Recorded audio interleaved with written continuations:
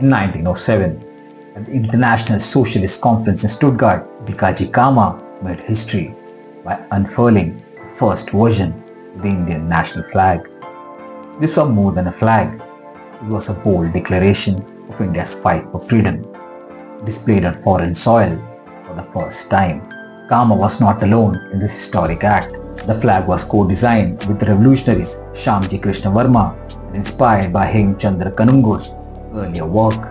Known as the Saptarishi Flag, it featured green, saffron and red horizontal stripes, 8 blooming lotuses, the words Vande Mataram at the center, a rising sun and crescent moon. Every element carried meaning, symbolizing India's unity, courage and the relentless spirit for a nation yearning to be free. Born in 1861 in Bombay, Bhikaiji Cama spent her early life in India before moving to London in 1902 for medical reasons. There, she connected with the revolutionary networks across Europe, including activists in Paris, tirelessly promoting India's cause on international platforms. On August 22, 1907, she boldly declared, "Comrades of the world, this is the flag of India." Saluted.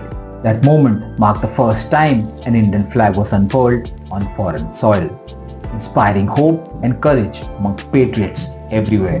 After Stuttgart, the Saptarishi flag was smuggled back to India and preserved as a symbol of the freedom movement. Today, an original version is displayed in Pune at the Maratha and Kesari Library, standing as a testament to the visionaries who dared to envision an independent India.